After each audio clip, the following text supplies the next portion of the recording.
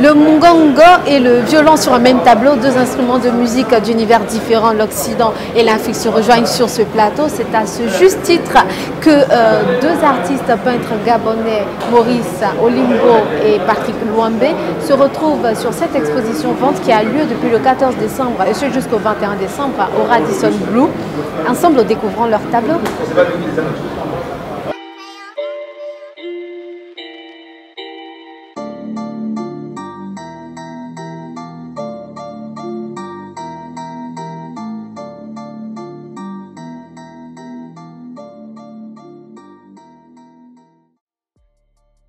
Le partenariat que j'ai mis aujourd'hui avec Pat, justement, c'est pour pouvoir insuffler cette émulsion à tout artiste qui veut bien se le relancer et se remettre au travail. Parce qu'on a besoin de nous aussi. Si on s'éparpille, si on se disperse et qu'il n'y a plus rien, on est perdu. Et Pat et moi, on refuse ça. C'est d'attirer plus de créateurs. C'est de redonner l'envie aux artistes qui ont perdu les motivations, que nous sommes toujours là. S'il ne fait pas un focus sur la femme, Patrick Luambe laisse entrevoir dans ses œuvres les objets cultes de la tradition africaine, tels que les pagnes de cérémonie, les calebasses et les instruments de musique. Vous avez cette œuvre ici qui est Rencontre, qui est l'œuvre qui symbolise beaucoup plus l'exposition.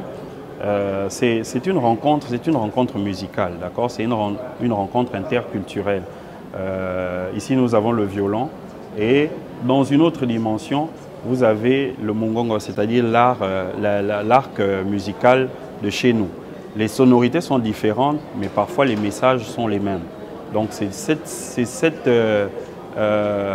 rencontre que j'ai voulu traduire dans mon exposition et dans cette œuvre. Maurice Olimbo, dans un style abstrait, fait place à la troisième dimension, histoire de laisser libre cours à celui qui contemple ses œuvres. Derrière cet homme, qu'est-ce que vous constatez? J'appelle toujours l'intérêt du contemplateur. Qu'est-ce qu'on regarde, qu'est-ce qu'on apprécie derrière la personne qui se trouve? Une femme et un enfant. À première vue, peut-être on ne se rend pas compte, mais il y a un enfant et une femme qui tournent le dos et le père est devant, il protège cette famille de tout ce qui peut arriver.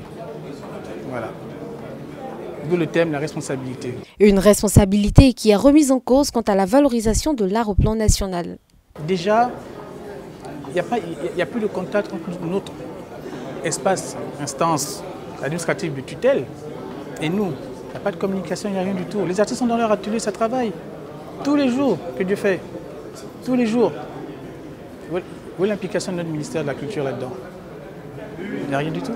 Je pense que nous avons le potentiel, nous avons les artistes pour ça. Nous avons un pays qui est très ancré dans sa culture.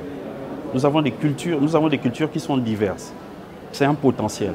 Mais pour ça, il faut pouvoir mettre en exergue les forces qui nous permettent de sortir de l'ornière. Ces deux artistes peintres donnent ainsi le ton pour une mise en synergie des artistes au plan local afin de valoriser davantage la culture gabonaise.